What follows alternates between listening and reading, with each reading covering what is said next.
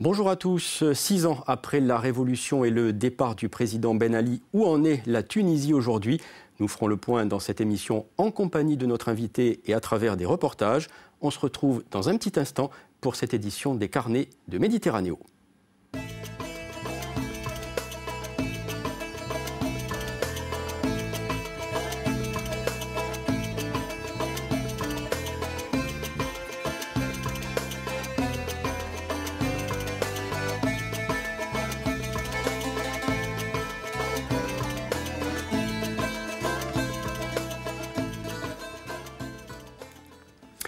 Où en est donc le pays, donc la Tunisie aujourd'hui précisément? Situation politique, économique, menaces terroristes, situation des droits de l'homme, évolution institutionnelle.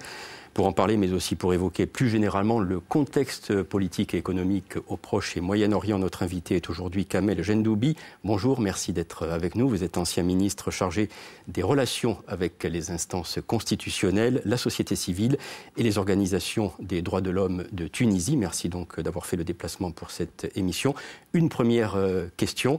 6 ans après le soulèvement populaire donc dans votre pays, la Tunisie est-elle sur la bonne voie après les élections de 2014 et l'élaboration d'une nouvelle constitution pour le pays?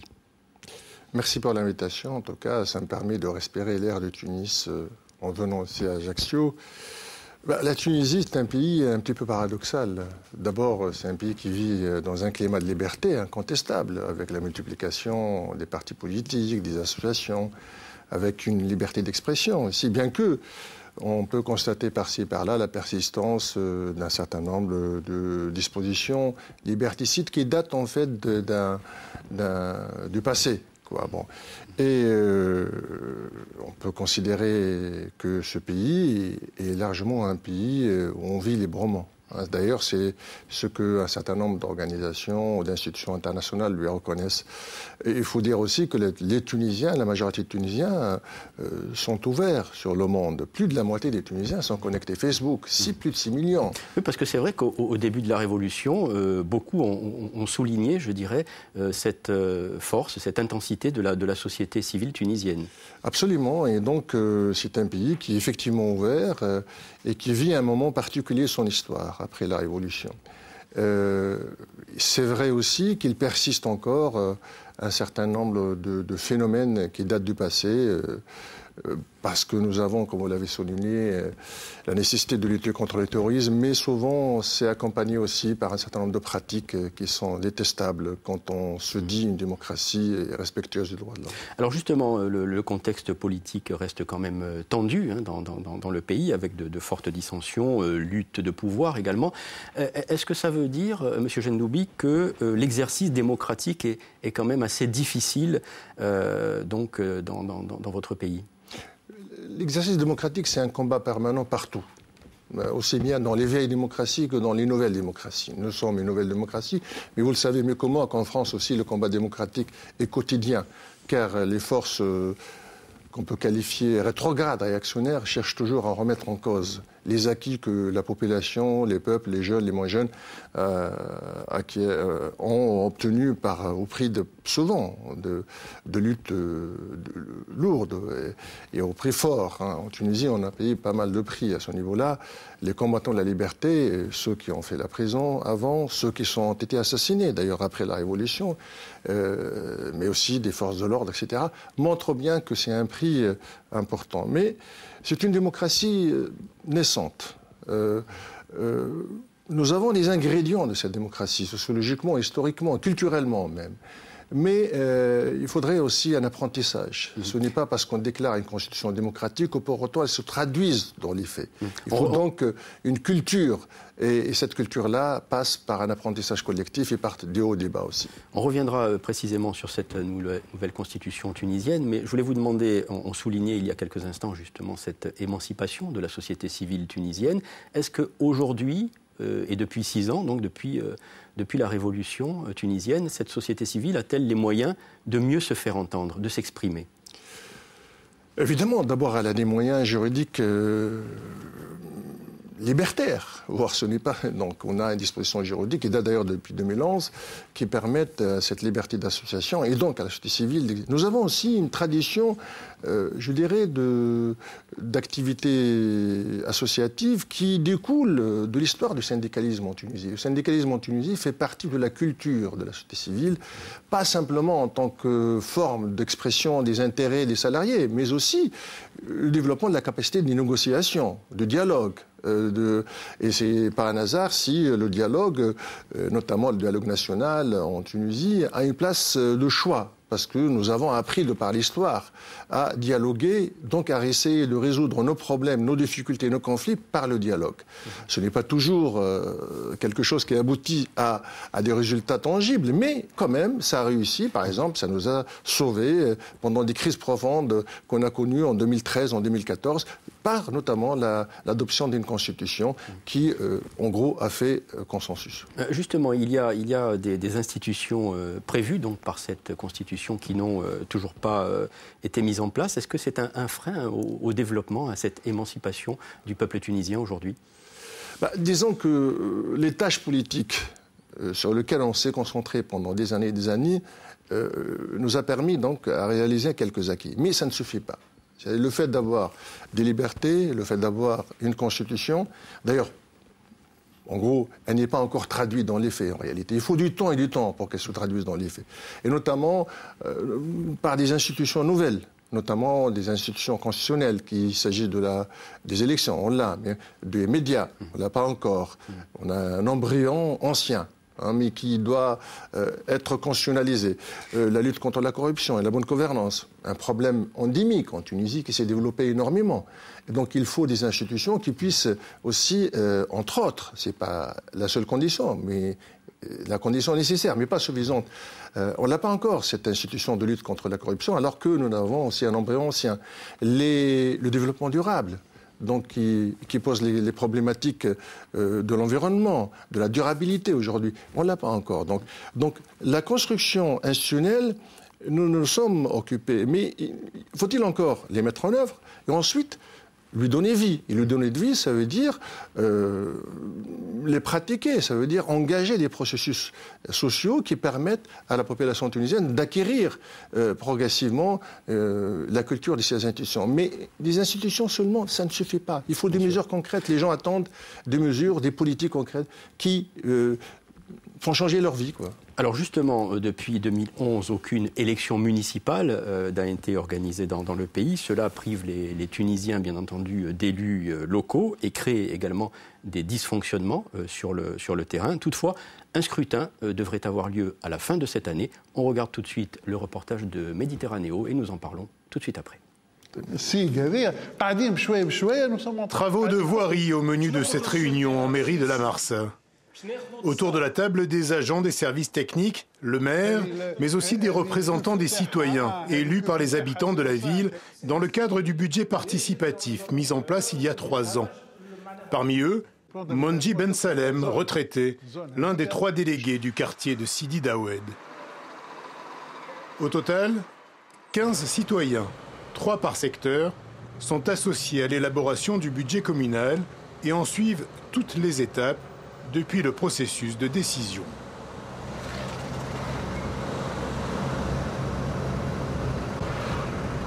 Les citoyens donc suivent comment ça va se passer au niveau administratif et puis on va passer à l'exécution. Donc il y a une séance qui fait la connaissance avec l'entrepreneur qui va entamer les travaux sur le chantier et les 3 délégués de chaque zone.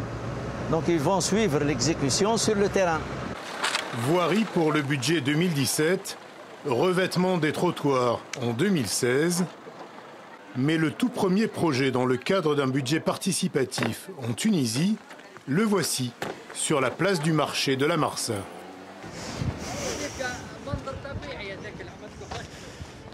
الميزانية التشاركية بالمرسى budget participatif 2015. Les citoyens ont demandé que cette place soit éclairée et ça a été fait dans le cadre du budget participatif de la Marsa. La Marsa est l'une des 4 premières municipalités du pays à avoir adopté le budget participatif. La première demande des habitants concernait l'éclairage public. Ce quartier a bénéficié de réverbères photovoltaïques. Quand même, on est convaincu que quand même il y a des efforts qui ont été faits par les municipalités et il y a quand même beaucoup de choses qui ont été faites.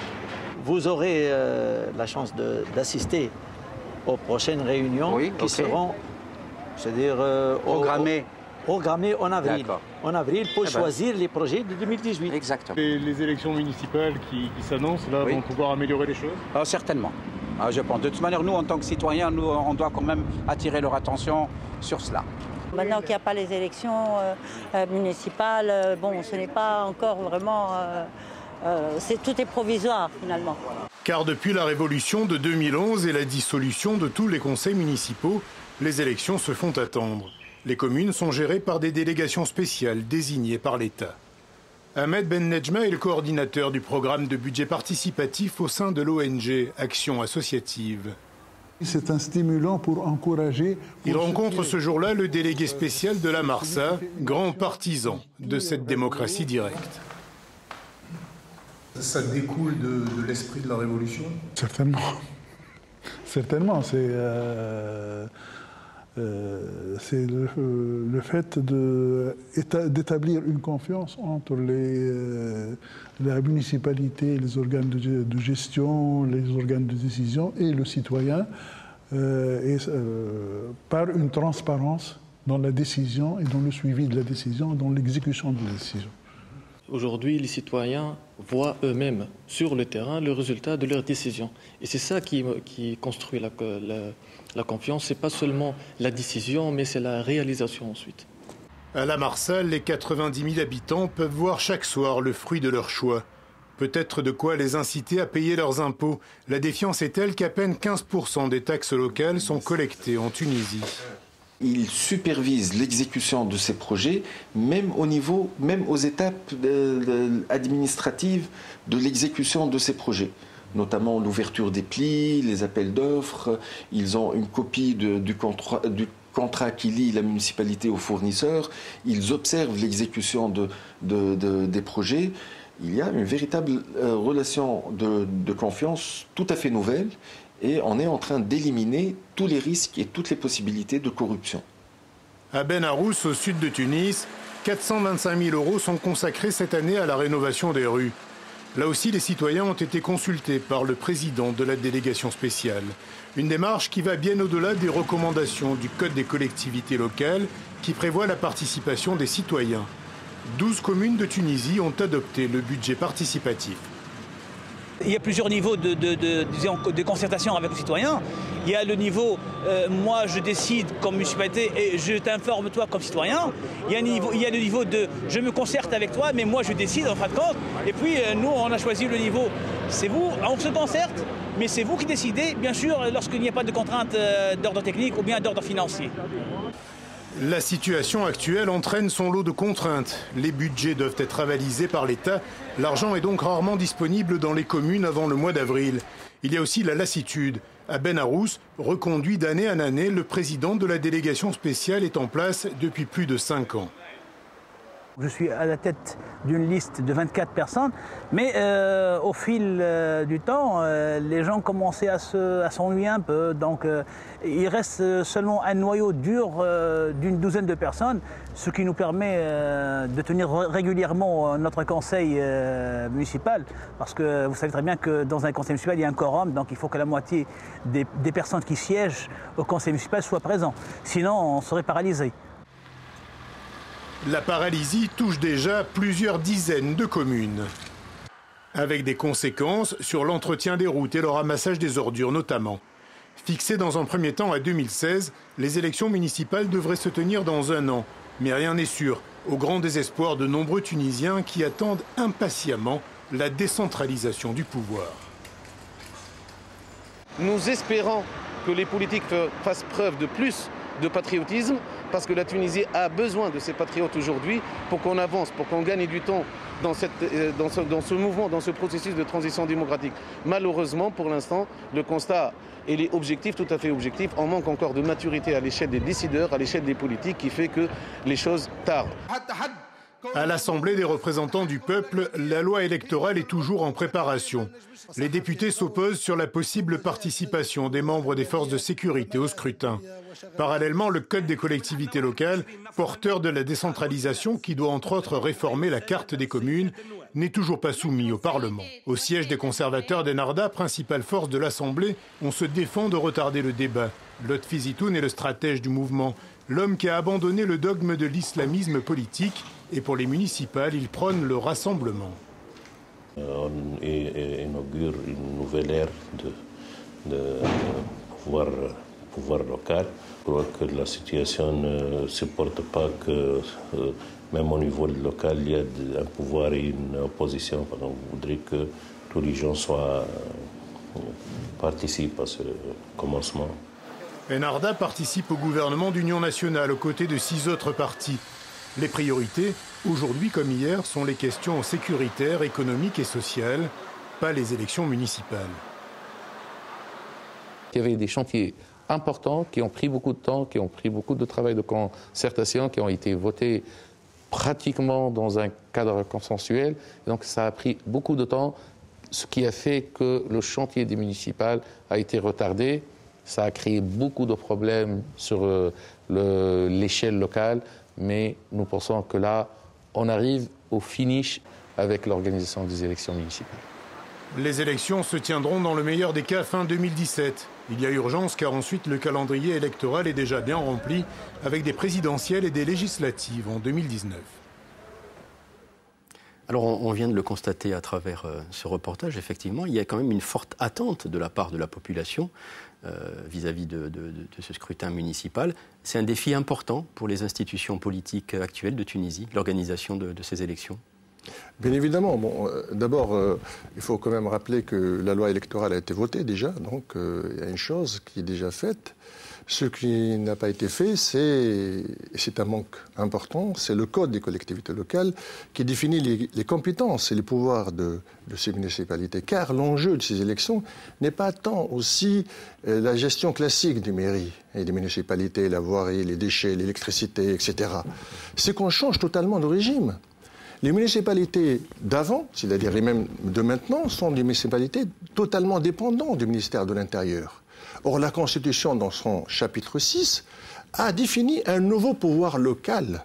Et donc, les municipalités de demain, comme les régions, car il n'y a pas que les municipalités, il y a aussi les régions en Tunisie, ont un pouvoir et ont une autonomie et financière et administrative, ce qui pose un problème énorme, un enjeu énorme. Songez que demain, la carte municipale va être probablement autour de 350 municipalités en Tunisie. Si on tient compte de des dispositions des lois électorales, on va constater que les Tunisiens vont élire plus de 6000 élus municipaux.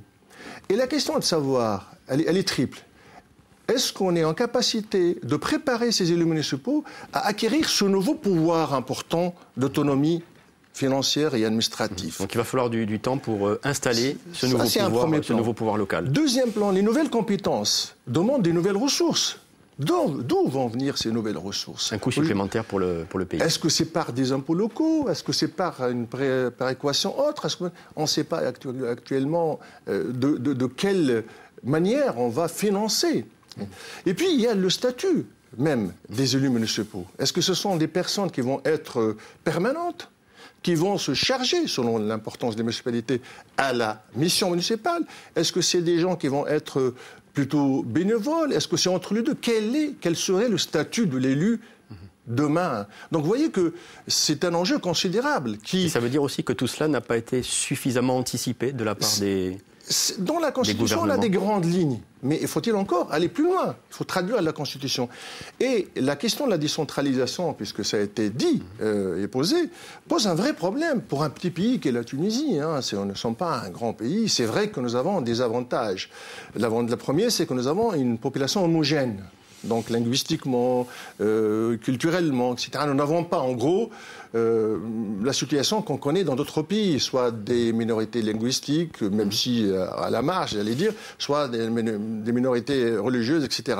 Et donc, bien qu'on a cet avantage-là, donc la décentralisation pose problème parce que nous ne l'avons pas encore bien assimilée. Et parfois même, on l'a mal assimilé, parce que par moments, on a l'impression que certaines parties de la Tunisie veulent scissionner, en réalité, veulent s'éloigner. Et la crainte qu'on a, et qu'il faut le prendre, pas en tant qu'élément négatif, mais en tant qu'invitation à la réflexion et à la responsabilité, c'est de dire que la décentralisation doit aller de pair avec la cohésion de l'État tunisien. Ne doit pas, c'est un renforcement de l'État, mais c'est un État décentralisé, ce n'est pas un État centralisé. Alors, on a effectivement parlé de la situation politique. Sur le plan économique, on le sait, le tourisme a chuté fortement ces dernières années, même si pour cette année 2016, la situation s'est un petit peu inversée. Aujourd'hui, je voulais vous demander quels sont les chantiers prioritaires pour relancer l'économie de la Tunisie. Si j'ai à qualifier la situation en général en Tunisie et l'économique en particulier, je dis qu'il faut réformer. Nous avons un pays qui doit être réformé. Nous avons fait un choix, à mon avis, qui était le bon, celui donc d'adopter une nouvelle constitution. Selon d'ailleurs un processus participatif, puisque nous avons choisi la solution la plus difficile, celle d'organiser des élections constituantes. Une constituante qui doit élaborer... Et nous avons élaborer une constitution et nous avons passé beaucoup de temps, parfois même avec des périodes assez dures, notamment avec l'émergence du djihadisme, du terrorisme, etc. Et de l'islamisme radical, en quelque sorte. Mais ce choix-là nous a amené à avoir une constitution. Mais c'est quoi une constitution? C'est vraiment le texte fondamental qui doit nous permettre de modifier la base juridique qui définit le lien entre l'État et le citoyen, et même qui définit l'organisation même interne de l'État. Et donc, sur ce plan-là, je pense que en faisant ça le bon choix, il faudrait qu'on réforme l'État.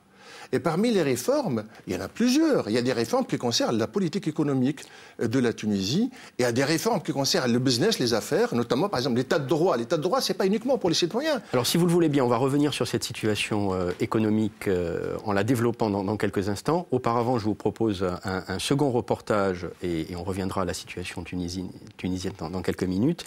Donc la situation au Proche-Orient qui est très importante et qui est liée également donc, aux évolutions dans votre pays. Un contexte tendu avec la poursuite des constructions en territoire palestinien et puis les incertitudes liées à la nouvelle présidence américaine. Du coup, la solution à deux États s'éloigne un peu plus chaque jour. Le reportage et on en parle ensuite.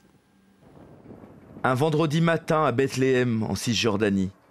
Dans une petite auberge, des Israéliens et des Palestiniens se sont donné rendez-vous pour parler du conflit. Tous ceux qui se trouvent ici font un pas courageux et proclament « Je nous donne une chance et j'ai l'espoir que l'on peut construire autre chose dans notre région ». Durant 4 heures, ils vont s'écouter et se livrer. Ils vont aussi lancer des pistes pour tenter de sortir d'un conflit vieux de près d'un siècle. Rien de concret ne sort de ces réunions mensuelles, mais une conviction qui s'affirme au cours des rencontres. Les deux peuples doivent parvenir à coexister. Nous ne pouvons pas occulter le fait que nous vivons ensemble sur la même terre. Donc, nous devons davantage nous parler, nous devons savoir davantage de choses les uns sur les autres. Je pense que les gens qui vivent dans des villes mixtes comme Nazareth, Tel Aviv ou Jérusalem comprennent de quoi il s'agit. Ils vivent cette expérience. Donc si nous pouvons le faire dans une petite ville, on devrait pouvoir le faire dans un grand pays. Vivre dans un seul État, tous ensemble. L'idée fait son chemin à mesure que la solution à deux États s'éloigne. Créer un État palestinien en Cisjordanie, aux côtés d'Israël, s'avère de plus en plus compliqué, car les colonies israéliennes ne cessent de s'étendre et transforment le territoire en un patchwork de localités juives et arabes. Yitzhak Grunwald vit dans le Gush Etzion, un groupe de colonies au sud de Jérusalem. C'est un peu une cité dortoir. Les gens travaillent énormément ou à Jérusalem ou bien à Beth Shemesh qui est juste à côté, ou bien même ça peut aller même jusqu'à Beersheba dans le sud. C'est-à-dire on est quoi, à 10 minutes de Jérusalem. Je ne sais pas de qui on parle quand on parle de colon. J'ai rien à voir avec je ne suis pas un colon, je ne suis pas un Belge au Congo. On est ici très naturellement sur notre terre. Ça fait il y a plus de présence juive ici que de présence jordanienne. D'abord, c'est clair au niveau étatique, mais il y a toujours eu des juifs dans la région ici, de toutes les manières. On sent nos racines ici. Yitzhak veut nous montrer que dans cette région, Palestiniens et Israéliens coexistent paisiblement. Ils n'ont conduit vers la zone commerciale du Gush Etzion. Là, dans ce garage-là, par exemple, juifs et arabes travaillent ensemble, personne ne pose la question, tu es juif, tu es arabe, tu es de quelle origine, on travaille ensemble, on travaille. Et surtout, je pense qu'à partir du moment où il y a du respect mutuel, ça fonctionne. Le garage emploie de nombreux Palestiniens venus de Bethléem, d'Hébron ou même de Ramallah. Ici, nous travaillons ensemble, arabes et juifs. Il y a environ une trentaine d'arabes et une quinzaine de juifs. Ce garage, c'est comme une famille. Les relations sont bonnes entre les arabes et les juifs. Nous sommes tous copains.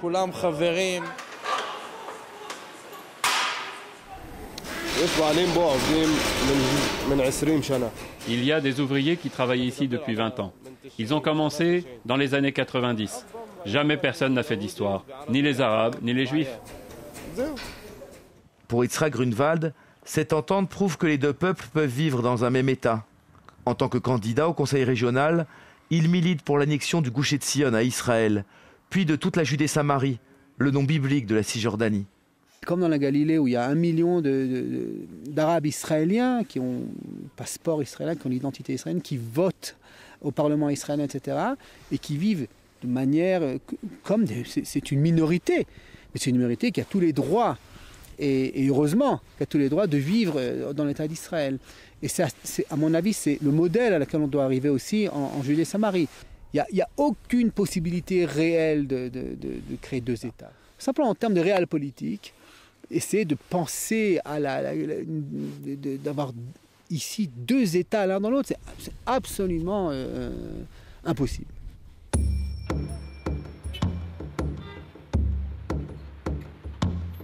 L'idée d'un seul État circule aussi parmi les Palestiniens, séparés d'Israël par des barrages et des murs en béton. Convaincus qu'Israël ne démantèlera jamais ses colonies, certains prônent la création d'un grand espace où chacun pourrait circuler et s'établir librement. C'est le cas de Bassem Eid, un Palestinien de Jérusalem, favorable à l'annexion de la Cisjordanie par Israël. Une patrie n'est pas l'endroit où vous êtes né. Une patrie, c'est l'endroit où vous pouvez trouver dignité, justice et liberté. Si l'État d'Israël me fournit dignité, justice et liberté, je considérerai qu'Israël est ma patrie.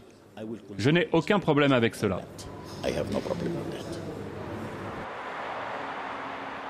La solution à un seul État est le cauchemar de la gauche israélienne. En janvier, elle a financé une vaste campagne d'affichage pour alerter l'opinion sur une telle éventualité. Un slogan en arabe, langue inconnue de la plupart des Israéliens, et des photos montrant des foules de Palestiniens criant victoire. Le message est clair, dans un seul État, les musulmans deviendraient majoritaires et submergeraient les Juifs.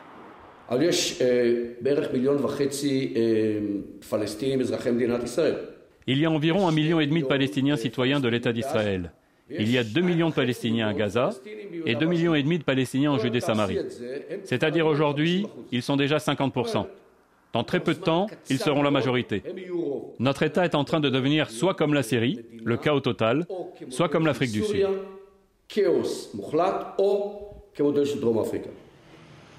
Mais les partisans de l'annexion ont leur solution pour garantir une majorité juive.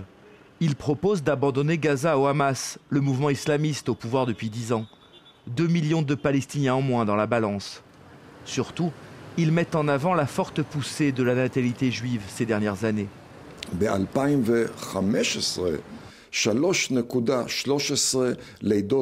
2015, le taux de fécondité des femmes juives a atteint celui des femmes arabes. 3,13 enfants par femme. Mais avec une différence de taille. La fécondité des femmes juives suit une pente ascendante alors que la fécondité arabe diminue. C'est pourquoi, du point de vue démographique, Israël n'a pas besoin de renoncer à la géographie de la Judée-Samarie pour sauver la démographie juive. C'est l'inverse qui est vrai.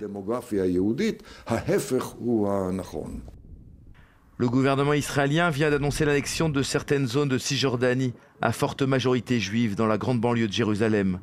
La solution à 2 États pourrait alors être définitivement enterrée. Voilà donc pour cette situation au Proche-Orient. Kamel Jannoubi, est-ce qu'il y a toujours une forte solidarité en Tunisie vis-à-vis de cette cause palestinienne? Indéniablement. C'est même quasiment la question qui fait une quasi-unanimité en Tunisie, en tout cas sur l'échiquier politique de l'extrême gauche et l'extrême droite, si je peux m'exprimer ainsi. Au point que parfois, personnellement, je m'inquiète de certaines dérives, parce que le combat qui est mené par les Palestiniens est mené contre l'occupation israélienne et n'est pas mené contre les Juifs. Et donc, par moments, certains utilisent ça pour mener campagne contre les Juifs, y compris en Tunisie, je l'ai dit tel que je le constate. C'est une question qu'il faut qu'elle aboutisse à un règlement. Vous savez, dans les années 60, le président Bourguiba est allé faire un discours à Haïfa. Et il avait déclaré à l'époque, clairvoyant comme il était, et là je le soutiens, et beaucoup de Tunisiens le soutiennent, qu'il faut absolument trouver une solution des 2 États, en quelque sorte. Malheureusement, il n'a pas été entendu. Et c'est passé ce que c'est passé. Aujourd'hui, c'est paradoxal d'entendre, que j'entends dire, qu'il faut un État, il faut annexer. C'est comme si on revient à peu près à 30 ans, au début de l'OLP. L'OLP, l'Organisation de libération de la Palestine, quand elle a été créée, réclamait un seul État. Et à l'époque, cette revendication de l'État démocratique a été considérée par les Israéliens comme la négation de l'État d'Israël. Donc je pense que ce règlement doit être fait sur la base de la légalité internationale. Aujourd'hui, si la légalité internationale suppose la création de 2 États, eh bien évidemment, il faut la respecter, quoi. Alors, la Tunisie est fortement donc, touchée par la menace terroriste. On le sait, il y a eu des attentats dans votre pays. Est-ce que ça veut dire que c'est l'état de droit qui est mis à l'épreuve au quotidien en Tunisie? Évidemment, c'est une question qui est complexe et qui peut nous amener parfois à prendre un certain nombre de décisions qui sont contraires, y compris aux libertés des gens. Et c'est pas que la Tunisie qui est en jeu aujourd'hui. L'état d'urgence, par exemple, qui en France s'est traduit aussi par un certain nombre de violations des droits. Et c'est clair. C'est la même chose en Tunisie. L'état d'urgence est donc toujours en vigueur en Tunisie. Mais c'est une arme, à elle seule ne suffit pas. C'est-à-dire que la solution de traiter le terrorisme comme un problème sécuritaire est certes indispensable, mais pas du tout suffisant, car la question du terrorisme est encore plus complexe et appelle des mesures globales, des politiques globales. Car quand on voit le parcours et le profil de ces terroristes, on va trouver qu'ils sont, en partie, proviennent des régions les plus défavorisées, des milieux les plus défavorisés. Mais pas que. Il y a aussi d'autres gens qui, même s'ils appartiennent à des catégories sociales aisées, ils ont une dérive idéologique, une dérive psychologique. Ils ont un problème d'identité. Ils trouvent dans le projet terroriste ou le projet djihadiste un projet identitaire carrément. Donc, il faudrait donc qu'on allie à la fois la lutte sécuritaire ou les dispositions de sécurité dans le respect des droits le plus possible et aussi le traitement global de cette question, pas que uniquement sur le plan des mesures sécuritaires. Alors, la révolution tunisienne est née d'un problème, d'un soulèvement donc, à cause d'une situation économique très difficile dans le pays. Aujourd'hui, cette situation économique, elle reste encore très tendue. Est-ce qu'il y a dans le pays une certaine déception de cette période post-révolutionnaire ? Oui, on peut dire même plus. Je crois qu'il y a un désenchantement, c'est-à-dire les attentes éveillées par la révolution étaient trop fortes. Et peut-être sommes-nous un peu naïfs de croire que la révolution étant là, la Tunisie va devenir un paradis pour tout le monde. Non, c'était par moments le réveil est un peu dur. Ce qu'il y a, c'est qu'il y a un double sentiment. D'une part, je crois profondément que l'écrasante majorité de Tunisiens ne souhaitent pas revenir à l'état passé, à la situation passée, d'avant la révolution. Même si certaines forces les travaille, en quelque sorte, pour regretter le temps où il faisait beaucoup mieux, à l'époque de Ben Ali, etc. C'est un euphémisme, c'est un véritable... c'est chimérique. On ne peut plus revenir en arrière. Mais en même temps, les gens sont beaucoup plus exigeants aujourd'hui. Ils réclament des mesures, ils réclament des politiques concrètes, ils réclament l'amélioration de leur situation et qu'ils doivent la mesurer concrètement parce qu'ils sont maintenant plus libres qu'avant de pouvoir le dire et le faire. Alors, on va revenir sur cette situation en Tunisie dans quelques instants. Auparavant, on va évoquer également la situation de l'Europe. Il va y avoir des scrutins importants dans 2 pays, en France très bientôt et puis ensuite en Allemagne en septembre. Il y a aussi évidemment la crise du modèle social-démocrate qui est de plus en plus sensible. Le sentiment du politologue Pascal Perrineau que nous avons rencontré récemment dans les locaux de Sciences Po Moyen-Orient Méditerranée. Avec la crise, ce schéma social-démocrate est rentré profondément en crise. Au fond, cet État-providence n'a plus les moyens qu'il avait et pourtant les demandes vis-à-vis de l'État n'ont cessé d'augmenter. Donc nous sommes dans un état très profond de crise de l'État-providence et au-delà de crise du modèle social-démocrate. Et cela a libéré donc le retour vers une gauche qui est une gauche davantage utopiste, qui est une gauche davantage de rupture, de critique radicale du système. C'est par exemple, bien sûr, en France, le mouvement qui est derrière Jean-Luc Mélenchon, mais on le voit jusqu'au cœur du Parti socialiste. Le candidat du Parti socialiste, Benoît Hamon, est un candidat de la fronde socialiste. C'est presque un opposant au Parti socialiste qui est aujourd'hui le candidat du Parti socialiste. Tout ça montre en effet, oui, que la gauche est en train de profondément changer. C'est vrai qu'il y a la Grèce, l'Italie, l'Espagne. Les partis contestataires ont obtenu des résultats électoraux ces dernières années, mais on le voit, donc l'exercice du pouvoir est plus compliqué. Ça va être long pour eux? Ah bien sûr, on le voit, beaucoup de ces mouvements de gauche contestatrice qui ont fait des scores et même sont arrivés au pouvoir en Grèce, bien sûr au Portugal, où indirectement une gauche radicale soutient le gouvernement socialiste actuel, Podemos en Espagne, qui fait des scores tout à fait significatifs. En effet, on voit toute la distance qu'il y a entre les positions protestataires qui permettent de faire de bons scores dans les élections et puis ensuite l'exercice du pouvoir. Où là, en effet, eh bien oui, toutes ces gauches sont obligées de revenir, à une culture de gouvernement beaucoup plus équilibrée, beaucoup moins excessive, et au fond qui n'est parfois pas très différente des mesures gouvernementales qu'aurait pu mettre en œuvre une gauche modérée. Et au travers de cela, c'est très intéressant parce qu'on voit au fond que la gauche révolutionnaire, souvent, ou qui se vit comme telle, ça reste une posture. Mais qu'une fois que cette gauche révolutionnaire occupe le pouvoir, eh bien, elle est obligée de faire des concessions avec le réel. L'élection de Trump a certainement libéré, bien au-delà du seul continent américain, des envies, des tentations. Et cela avait été annoncé aussi un tout petit peu en amont, en Grande-Bretagne, par le Brexit. Et on voit bien que ces élections, à la fois aux États-Unis, le référendum en Grande-Bretagne, donnent davantage de légitimité à ceux qui disent aujourd'hui, ben voilà, les solutions de l'avenir, c'est des solutions de protectionnisme national. On le voit bien dans la politique économique et sociale et dans la politique migratoire qui est mise en place par le nouveau président américain. Et donc, des électeurs qui, par exemple, en France, il y a quelque temps, se seraient dit... Voilà, tout de même, ces solutions protectionnisme sont dangereuses, eh bien, peuvent peut-être aujourd'hui porter un autre regard, plus ouvert, éventuellement, à ce type de solution. Et je crois qu'un des éléments de la dynamique que connaît Marine Le Pen a quelque chose à voir avec cela. C'est une des premières élections présidentielles où le thème du terrorisme et le thème de l'immigration sont dans le peloton de tête de ce que les Français ont en tête. Alors le débat ne s'est pas encore complètement noué, parce qu'il y a différentes manières de parler du terrorisme, il y a différentes manières de parler de l'immigration.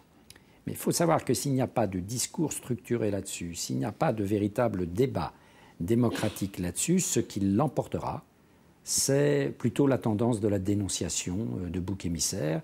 Et à ce moment-là, ce dialogue que beaucoup de gens des deux côtés de la Méditerranée appellent de leur vœu, eh bien ce débat sera mis profondément en cause et sera mis en péril. Je vous remercie beaucoup. Voilà donc pour cet entretien avec le politologue Pascal Perrineau. Kamel Jendoubi, vous faites un parallèle entre cette situation donc, en Europe, plus particulièrement dans les pays du sud de l'Europe, et la situation de la Tunisie. Pourquoi précisément ? Il s'agit de l'État, pas de la social-démocratie, car nous n'avons pas le même échiquier politique, la même histoire politique. C'est bien différent. Certains partis politiques tunisiens font partie, par exemple, l'Internationale socialiste, etc. De l'État, parce que d'une part, on la critique à juste titre, souvent, et en même temps, on lui demande beaucoup de choses. Donc, c'est une posture un peu particulière. Et donc, c'est d'où mon propos, quand je parlais tout à l'heure de la Tunisie, de parler de la réforme de l'État. Alors, évidemment, l'État tunisien, d'une manière générale, et les États d'une manière générale, sur le plan mondial, s'affaiblissent. On assiste à un affaiblissement du pouvoir de l'État, soit sous les effets de la mondialisation, comme c'est le cas en France et ailleurs, soit sous les effets de la révolution, comme c'est le cas en Tunisie, soit sur le double effet, à la fois de la mondialisation et de la révolution. Donc il y a un affaiblissement réel de l'État. Il y a même un doute. Il y a même les gens doutent de l'État, alors qu'avant, on croyait beaucoup à cet État-providence qui pouvait effectivement réaliser le rêve, etc. Et donc surtout le rêve de la promotion sociale, de l'ascenseur social dont on a parlé à travers l'éducation, le travail, etc. La formation, etc. Et en même temps, cet affaiblissement de l'État vient dans un contexte où les demandes se complexifient, où les attentes se diversifient et deviennent de plus en plus fortes. Donc, là, c'est un dilemme important. Alors, chaque pays le résout selon ses propres moyens. Il y a peut-être des principes généraux qui guident la résolution de cette difficulté-là ou cette contradiction-là en termes de gouvernance. Mais ça ne suffit pas. Je pense qu'il y a une nécessité, en tout cas s'agissant de la Tunisie, de repenser le lien entre l'État et les citoyens, qui vient de sortir d'une longue période de despotisme, d'autoritarisme, et qui se libère en quelque sorte, et qui a besoin aujourd'hui de se définir, entre autres à travers les élections, mais pas que les élections. Il faut qu'il y ait un contenu social, un contenu politique, il faut que l'État se tienne compte aussi de cela, du politique, du social. Justement, tout de suite après le soulèvement populaire, il y a donc 6 ans, il y a eu une volonté affirmée de la part des nouveaux gouvernants, des nouvelles institutions politiques, de lutter contre la corruption dans le pays, de renforcer les droits de l'homme en Tunisie. Est-ce que ce sont toujours des priorités aujourd'hui ou est-ce que ce sont des thèmes qui ont été relégués au second plan ? Au niveau de l'affichage, c'est des priorités. Ce qu'on entend, on entend toujours il faut lutter contre la corruption. Mais au niveau de la réalité, ce n'est pas vrai. On est loin du compte. On est loin du compte pour différentes raisons d'ailleurs. Mais la corruption aujourd'hui en Tunisie, c'est un euphémisme, quoi. Tout le monde le sait. Ce n'est pas une spécialité tunisienne, mais on a des hommes d'affaires corrompus qui sont devenus des vedettes politiques en Tunisie, des vedettes médiatiques, qui viennent déverser dans les médias leur discours à l'emporte-pièce, et que, sans qu'on puisse réagir. Il attaque les médias libres, les journalistes libres, il attaque les gens, il insulte, il diminue. Donc, le problème qu'on a, c'est que cette corruption-là, encore une fois, elle existait avant la Révolution. Mais les outils existent pour lutter contre cette corruption et pour renforcer les droits de l'homme ? Non, pas vraiment. Donc, au niveau institutionnel, nous avons une commission qui lutte contre la corruption. Mais faut-il encore qu'elle devienne constitutionnelle ? Donc, il faut un projet de loi. Au niveau des dispositions juridiques, nous avons très peu de textes là-dessus. Des moyens juridiques pour combattre. Nous commençons. Il y a déjà un certain nombre de projets de loi, voire de lois qui ont été votés pour, par exemple, la question de protection des gens qui dénoncent la corruption, etc. Mais il faut aller plus loin. Il faut aller plus loin, c'est-à-dire avec des mesures concrètes. On sait, par exemple, que la corruption, elle existe dans tous les domaines. Et elle existe surtout dans des domaines qui sont absolument déterminants. Par exemple, la justice. La corruption, elle existe dans le système judiciaire. Elle existe dans les milieux, y compris sécuritaires. Elle n'existe pas dans le simple administration X ou alpha. Elle existe dans des lieux de souveraineté qui posent la question de la de la crédibilité de l'État. Et donc, à ce moment-là, il faudrait que certain nombre de mesures absolument sur le plan judiciaire soient prises. Alors, on va parler aussi... Pour donner l'exemple de cette volonté, est-ce entre l'affichage et la réalité des choses. Alors, on va parler aussi environnement, parce que c'est aussi très important pour le quotidien de tous ceux qui se rendent en Tunisie et qui vivent en Tunisie, prioritairement. La protection de l'environnement, ce n'est pas la priorité du gouvernement en situation de contexte économique très, très difficile, mais il y a tout de même des initiatives à souligner, comme le classement en aire marine protégée de l'archipel des Curiates. C'est un exemple de protection en Tunisie. Le reportage tout de suite. Levé du jour sur la Grande Curiate. Le petit déjeuner réunit les bénévoles et un commis de l'État, responsable de l'Agence pour la protection et l'aménagement du littoral. Impensable il y a quelques années. C'est très nouveau, très nouveau. C'est la deuxième année. C'est après la Révolution. Ouais. Ouais. Notre Grand Bleu est mandaté par la PAL pour assurer la gestion de l'archipel. Nous voici sur la petite Curiate, où une équipe va assurer le suivi de l'immense opération de dératisation qui s'est déroulée en 2015. Ces boîtiers sont en fait des boîtes anti-réinfestation pour détecter s'il y a une réintroduction des rats sur l'île Curiate. Car les rongeurs font des dégâts énormes, notamment chez les tortues. Quand il ne trouve plus ou bien il veut changer d'alimentation, on a détecté qu'il attaque les petits tortues caretta. Et donc c'est la plus haute dégâts ou bien la plus dangereux dégâts sur les deux îles. La petite Curiate est accessible au public. En pleine saison, jusqu'à 1000 touristes débarquent chaque jour, bien loin de la sérénité de ce mois d'octobre. C'est extra. Et c'est calme. Ouais. Qu'est-ce que vous pensez du fait que ça va bientôt devenir une aire protégée? J'espère, en espérant. Le projet de classement de l'île en aire marine protégée est déjà ancien. Il va falloir changer les mentalités. Certains opérateurs touristiques installés ici en toute illégalité laissent un dépotoir sur l'île que l'État prévoit de nettoyer, à tous les sens du terme.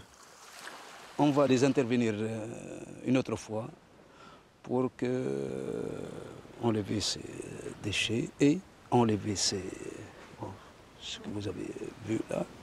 Et après, on va faire un PV qui sera un contrat entre la PAL et ses intervenants pour bien préciser ces places et ces nombres de personnes qui vont s'installer. Le nombre de concessions sera limité. Les restaurateurs devront démonter leur structure à la fin de chaque saison. Une réglementation bénéfique, selon Mohamed Badbout, installé ici depuis 25 ans.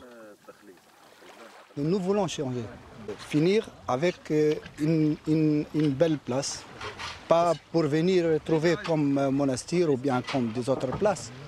Nous voulons être comme les îles protégées. C'est aussi l'heure du démontage pour la structure d'accueil de l'association, fenêtre ouverte sur la biodiversité de l'archipel. On change un peu l'image sur l'île parce qu'ils viennent ici pour se baigner et manger du poisson, mais nous on cherche à éduquer, à sensibiliser les gens pour lui montrer l'importance du site, pour le sauvegarder au futur. Dans cette démarche d'ouverture au public et de sensibilisation, notre Grand Bleu met également en place un sentier sous-marin entre herbiers de Posidonie, fonds sableux et zones rocheuses. C'est l'équivalent à un sentier terrestre qui donne des informations sur les plantes et sur tout ce qui est biodiversité marine locale ici de la Méditerranée. Les Curiates seront certainement bientôt une aire marine protégée, un site pilote pour la sensibilisation à l'environnement en Tunisie. Elles garderont leur vocation scientifique tout en accueillant de manière raisonnée un public venu découvrir ces trésors. Alors il y a donc cet aspect environnemental avec le défi de la protection des sites. C'est important parce qu'il y a aussi quand même une activité économique et puis des emplois à la clé de toutes ces questions environnementales. C'est important pour la Tunisie. Bien sûr, c'est important et c'est même essentiel. C'est même une grande partie de notre avenir dépend de la manière dont on traite les questions de l'environnement et comment on l'intègre dans les politiques publiques, mais aussi dans la société.